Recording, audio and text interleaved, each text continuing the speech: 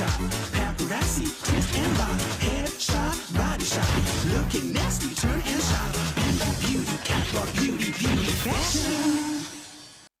Well, no, this video took a while to finally arrive. If you are wondering why it took me so long to finally make this video, it isn't because DBD is currently very buggy to play right now, or the fact that twins are just around every corner. Instead, it is because I am lazy. Regardless, the video is finally here. Now let's save some time and talk about everyone's favorite punch-drunk aunt. Yun-Jin Lee is a character who is unlike most popular survivors in the game. Typically, when Behavior create a character to sell cosmetics, they hyper-focus on the character's looks and everything else becomes a secondary thought. Why do you think Boon Totem's released in such a broken state? Or why Vittorio can look like a trendy hipster even though he's all the way from 12th century Italy? Yun-Jin breaks this bad streak a bit, because unlike Behavior, they actually used their remaining brain cells to create a popular survivor that was interesting. Yun-Jin is a businesswoman at heart, and because of the action she took to keep her life from falling apart, the blood of Trickster's victims lay in her hands too, even if she never helped him explicitly. This was one of the few characters Behavior created that had a morally grey background. And unlike the other one, she didn't need to commit a minor war crime to get the player base's attention. Regardless, this is one of the biggest selling points about Yun-Jin, along with the fact that, like her killer counterpart, they are pretty much human personifications of glow sticks. Each of their cosmetics are extremely bright, which helps set them apart from the rest of the roster, along with appealing to players who enjoy a brighter color palette. Even with her perks, Behavior used their brains to create them, but it was with the balancing that they began to tread off the smart path and into idiocy. Yun-Jin is a special survivor, because instead of her perks being designed to fit her story or introduce something new, they were designed around a thematic, that being selfishness. As I said, Yun-Jin is a businesswoman at heart, and that means she isn't afraid to throw people under the bus to keep the most important person in the room alive. Easy. Easy.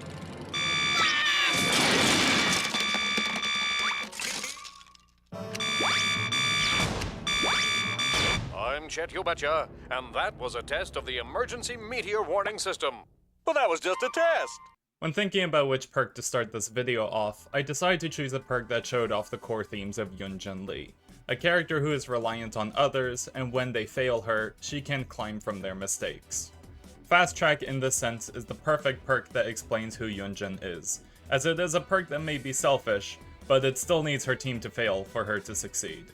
Going over its effect, Fast Track gains 3 tokens after a survivor is hooked, maxing at 27 tokens.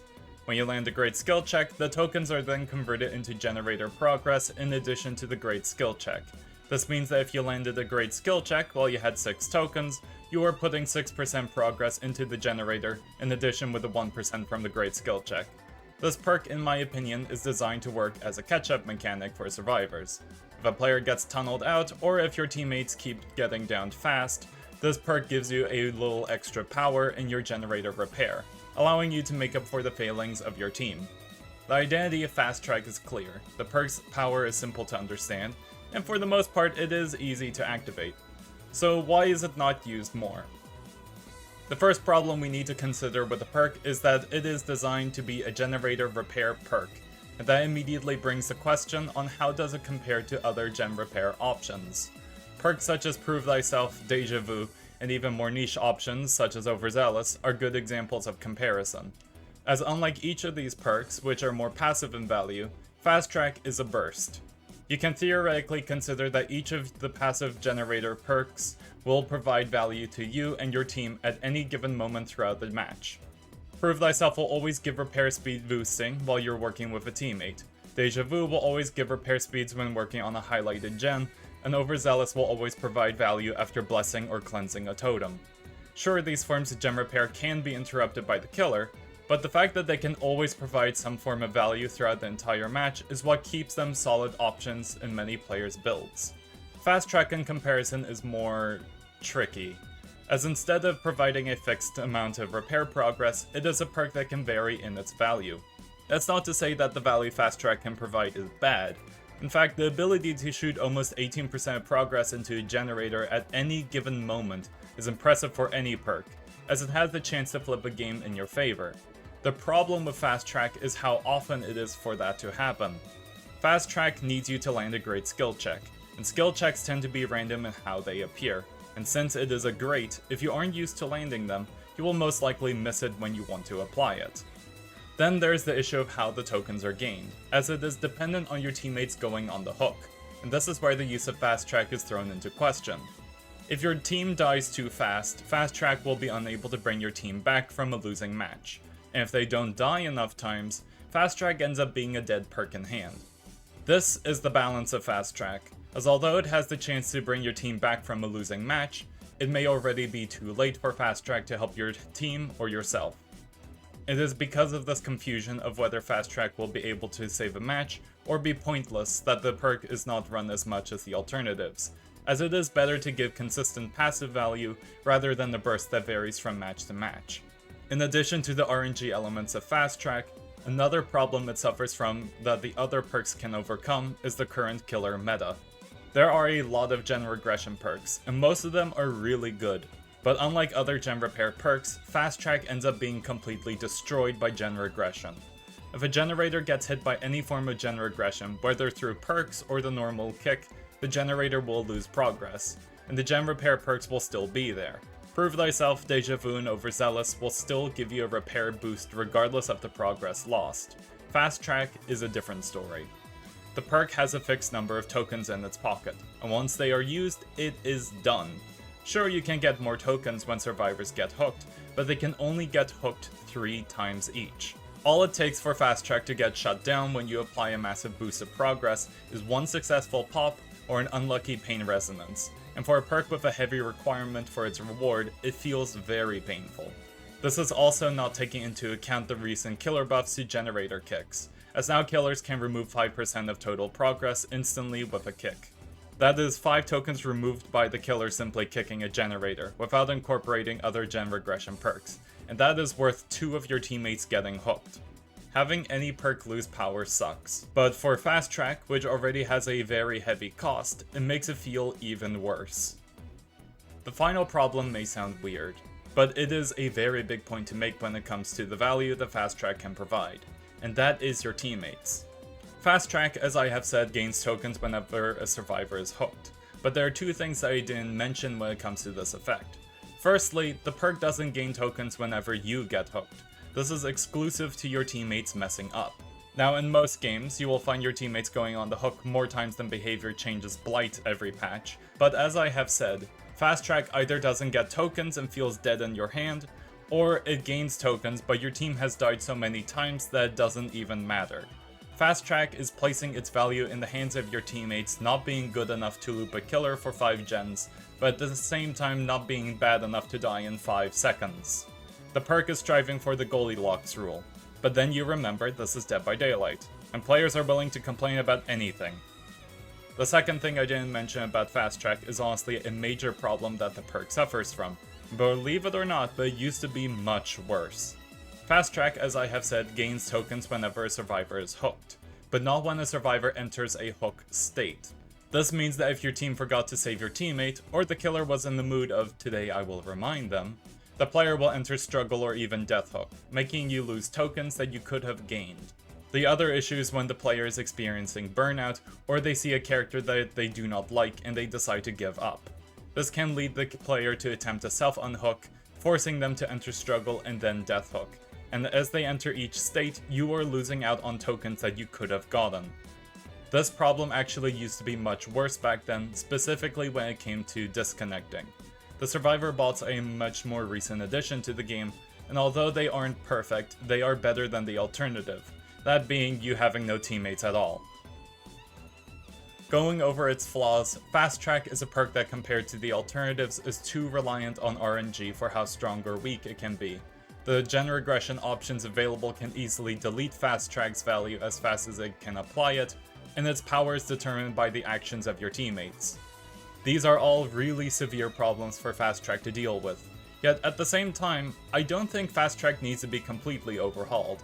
It's a perk with a really cute identity, and for the players who do get to use it, it can be extremely fun.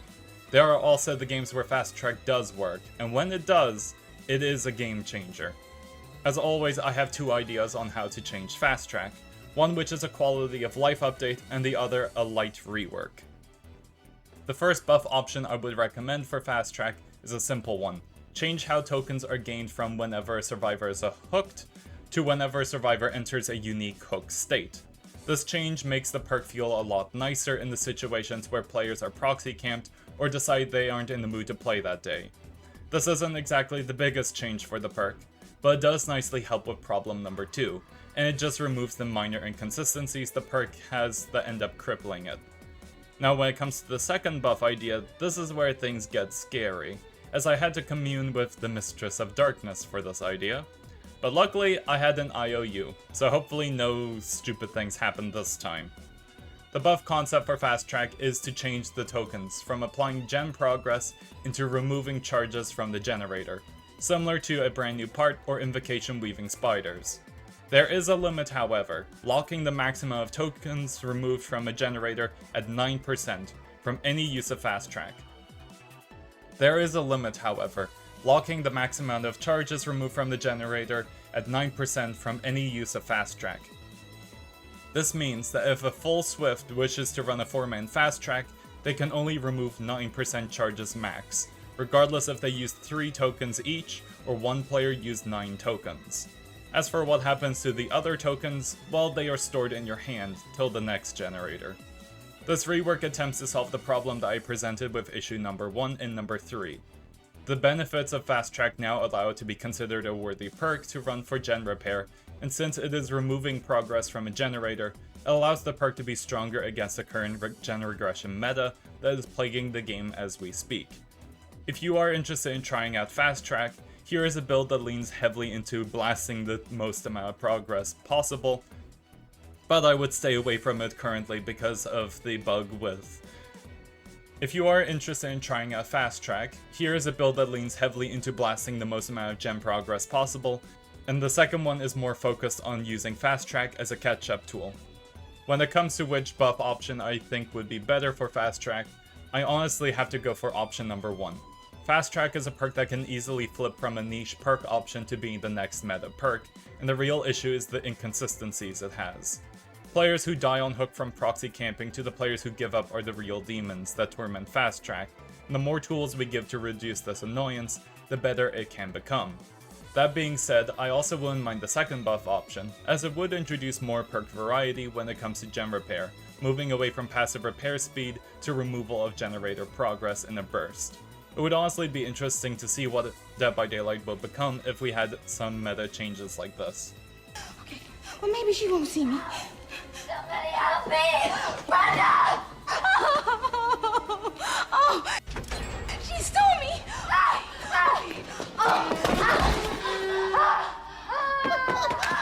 Thank you, The more I think about it, self-preservation really isn't a perk. It's a social experiment. It shows that there are survivors who hide in the corner to self-care, sandbag their teammates, and are willing to DC the moment things don't go their way. These players don't care how others feel, only about how they feel, and when that is questioned, they go to Twitter to flame every single person alive. The resemblance of this perk to the majority of the community is honestly frightening, and I worry what the perk design team is attempting to say on the current state of humanity. Okay, that's enough of my existential dread on the design philosophy of perks and how they relate to the human psyche, and on to what the perk actually does. Self-preservation is an easy perk to understand. After a survivor loses a health state while 16 meters near you, your pools of blood, grunts of pain, and scratch marks are suppressed for 10 seconds. The perk also works if Trickster lands one blade on a target near you too, but Trickster rarely appears in games, so it's more nifty trivia rather than game-breaking information. The perk has a very simple identity, that being to throw your teammates under the bus to get out of the killer's sightlines. And for that, it does do its job. In fact, it has seen use in competitive Dead by Daylight, with this game between Calamity and Instant Dodge, and even a few others if you're willing to spend hours watching through game after game to see one specific perk being run. Alright, that's enough of my torment, and back to the perk. The perk does actually have problems, many in fact, so let's just get straight to them now. The first problem will bring some deja vu, pun intended, as self-preservation has the issue of better alternatives existing. Stealth perks tend to either be passive in activation, where they activate randomly throughout the match, or they are active stealth, needing the player to manually choose when they activate. Perks such as Distortion, Calm Spirit, Lucky Break, and Iron Will are examples of passive stealth. Meanwhile, perks like Urban Evasion, Bite the Bullet, and Parental Guidance are examples of active stealth. That last one we will be talking about later. Self-Preservation is more designed to be a passive stealth perk, but because of its activation requirement, it leans more into being an active stealth perk in specific situations. You see, I was wondering why Self-Preservation was used in competitive DBD, outside of there being perk bans. The closest idea I could think of was body blocking. Considering the survivors are going to be well coordinated, Self-Preservation allows the fellow survivors to take a protection hit, allowing the perk to trigger, and allowing the targeted survivor to slip away. When thinking of the perk in this way, it turns it into a pseudo anti-tunnel perk, which is interesting to think about. Even with this identity, however, the perk still struggles. The grunts of pain, bloodstains, and scratch mark suppressions have already been done and handled more effectively by Lucky Break and Parental Guidance. And the current form of stealth that players prefer is aura removal, which Distortion handles while hiding scratch marks.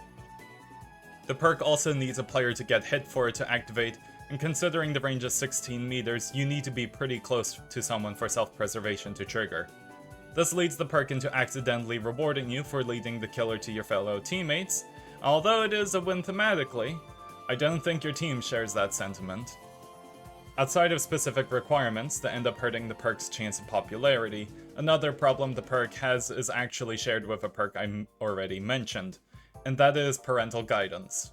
I already made a video talking about Yoichi's perks, and if you are interested in viewing that video, its link can be found in the description below, but you can do a quick search on my channel, as it is rather recent. I would also say to consider subscribing while you are there, but you are all grown-ups. I have no control over what you do, just be respectful and don't do anything stupid. Back to Parental Guidance, a problem I said the perk suffers from was that it needed a lot of specifics to do well, and sadly Self-Preservation has that same issue. As I previously said, you need a teammate to take the hit for you to gain the perk's effect, but relying on your teammates to body block for you is like flipping a coin, and sadly it's a coin that prefers one side. This leads the perk into being more of a swift perk, as your team would be better able to bring out the perk's full potential. But even after you find a way to trigger the perk, you will need to find cover fast to allow the perk to do well. This means that if you are on an open map like Borgo or Ormond, you will be spotted quickly, regardless of what dark secret Self-Preservation is attempting to hide. Then of course you need to have enough distance between you and the killer to allow Self-Preservation to work its magic, but this can vary from game to game in how much distance you have, along with what killer you are facing. This is where Parental Guidance triumphs over Self-Preservation, as you have complete control over when the perk triggers, meanwhile you don't have as much control over Self-Preservation, and control is a big deal for players. The third issue the perk suffers from links nicely with the other two problems, and that is the perk's numbers. Surprisingly for a stealth perk, the numbers on Self-Preservation are extremely low. The reason it's a surprise is because behavior tend to be very lax when it comes to how they handle stealth perks and their balance, so seeing this perk's numbers so low is strange. Regardless, the numbers on stealth perks need to strike a good balance, as if it is too long, you vanish off the map and the killer never finds you, but if it's too short, then the perk is pointless. Self-Preservation follows in the latter statement, both in duration and activation range. The perk, as I said, needs your teammate to get hit, but considering you need to be 16 meters close for the perk to activate, you are very close to the danger for the perk to help prevent you from getting into a chase. Even if you were to use the perk as an anti-tunnel option, you don't have a lot of distance between you and the killer after the body block, so the perk ends up failing in that sense too.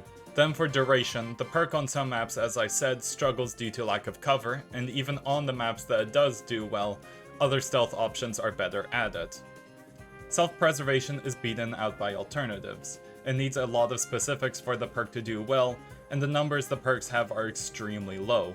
These are all important problems that impact the perk and the value it can provide, but weirdly enough, I really like the identity Self-Preservation is pushing for. It may have to do with how realistically the perk portrays the human psyche, and how it supports my disappointment for the current generation of DBD players, but it really is unique from the other stealth perks. So to keep its identity intact, the two changes I have to offer are minor tweaks. The first buff option is simply a number change, increasing the duration to 16 seconds, and while we're at it, the activation range to 24 meters. This buff option was mentioned in an old video between Cope and Starva, where they shared similar views on the perk's problems and recommended these number tweaks. Realistically, the changes they recommended are really good. Targeting the perk's duration and activation range end up solving each of the perk's problems. A longer duration helps the perk on maps with less cover, a larger range allows the perk to do better at keeping you undetected, and making it stand strong as a useful stealth tool. I realistically don't need to make a second buff option, as this is a very good change, but I will still give one other option regardless. The second buff option is to reveal the survivor who was injured by the killer for 10 seconds when the perk activates. As for why I thought of this buff, it's to help in the rare cases you don't know where the killer is coming from. The aura reveal allows you to know where to run away from, along with helping provide a little info on where the killer is going. It's overall a consistency booster in knowing what places you should avoid, while still keeping the perk's more selfish identity.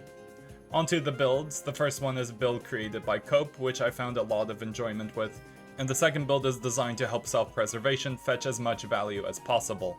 Overall, this perk is honestly not that bad. The identity is really interesting and unique from the roster of available perks.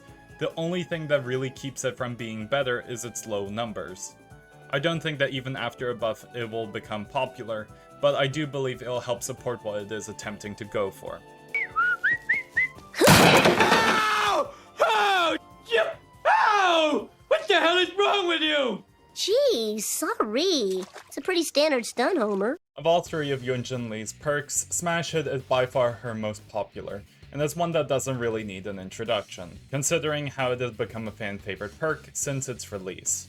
Smash Hit is an exhaustion perk, where after a pallet stunning the killer, you gain a 150% haste boost for 4 seconds. You need to not be exhausted for the perk to activate, of course, but when it does activate, you are exhausted for 20 seconds. Now, many of you may notice something does not seem right about the numbers, and that is the fact that behavior did actually change Smash Hit, a number of times actually. The duration used to be 3 seconds on its PTB phase, but was bumped to 4 seconds considering players were locked into an animation for the first second with the pallet drop.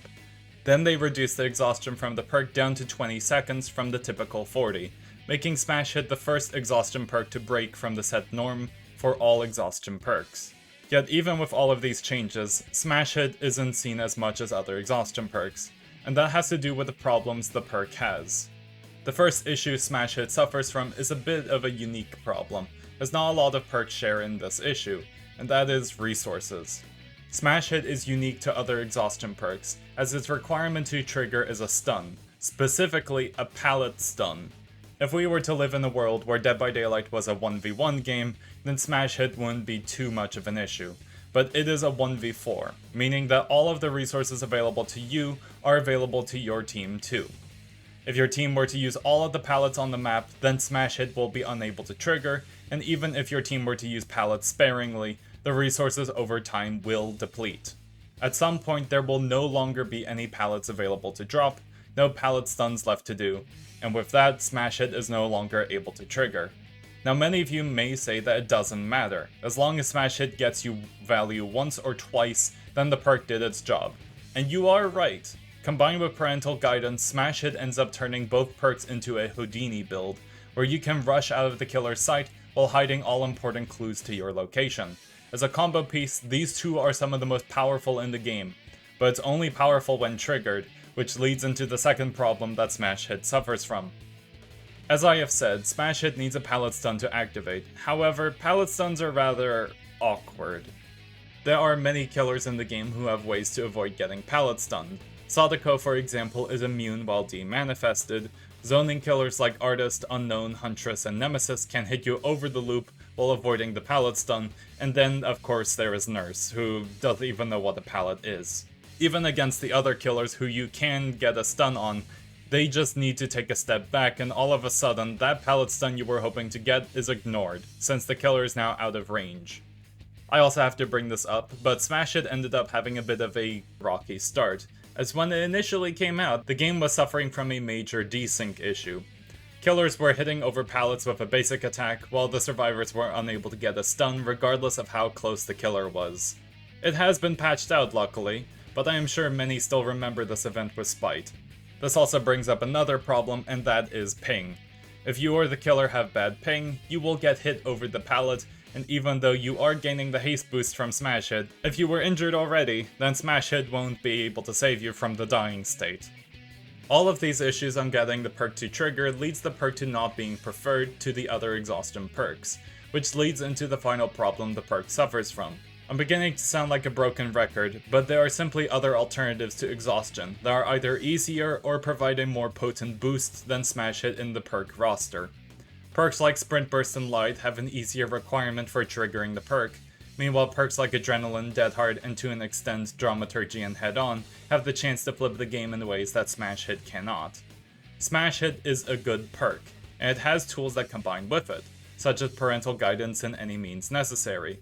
But even still, its requirement gets in the way with how tricky it is to do consistently. Sometimes a perk is preferred because it's simply easier to use, and that is it. No other weird tricks or gimmicks or issues, just the perk's difficulty. Smash Hit is a sad case. Its popularity is impacted by the resources available to use it reducing over time, its requirement can be ignored by the killer's actions or abilities, and the alternatives are just far too easy to use in comparison. Even with all of these issues, Smash Hit remains to this day as a well-beloved perk, and although it's not seen as much as other perks, it more so has to do with its difficult requirements, and the easier alternatives existing.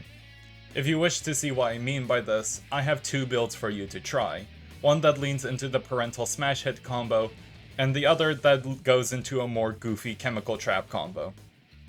I normally recommend two options on how to buff any of the perks that I talk about for why no one uses, but this is the first time that I am going to say the perk should not get changed.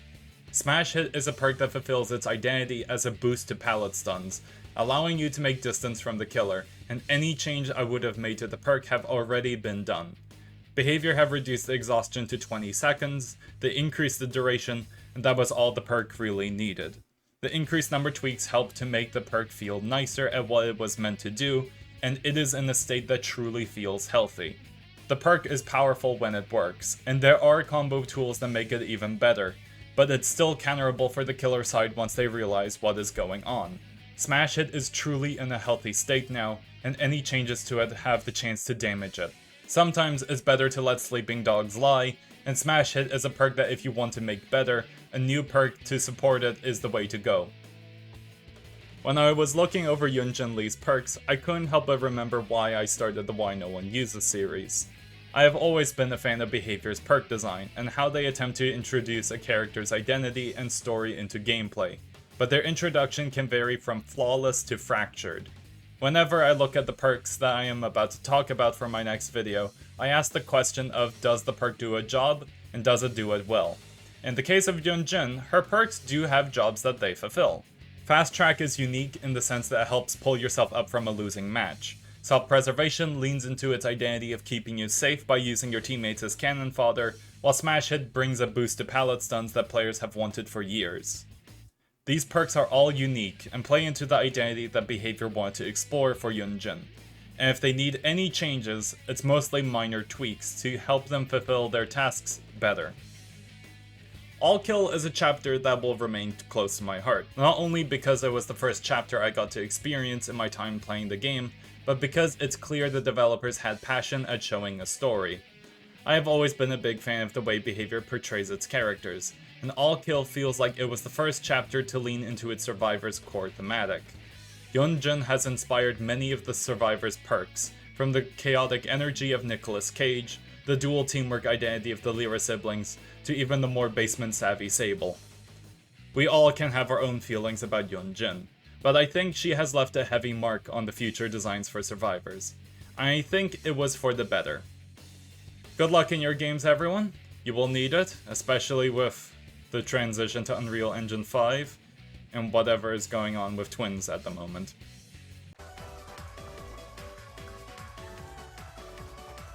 古来より続く祭日の踊りを日常の中に盛り込んでいるのですね。しかしこれは一見単純な動きの連続のように見えますが、かなりの技量を必要とするようですね。 Hey everyone, you may have noticed I posted this video on the same day as Mother's Day, and some of you may think I did this intentionally, so let's keep it that way. It's not like this was the one day I decided to finish the video. That being said, if you haven't already, you should go and tell your mom Happy Mother's Day, and while you're at it, give her some flowers and a kiss on the cheek, cause you know she deserves all the love. One last thing, you may have noticed my recent videos were a tad bit weird considering the content I normally do, and that was because they were passion projects that I had piled in the background that I wanted to get out of the way to see how well they did. I will admit I do want to branch out and try to make more videos outside of why no one uses, but I am still experimenting to see what works and what doesn't. That's all I have to say, so go and have a happy Mother's Day. I hope everything is going well for all of you, like it is for me.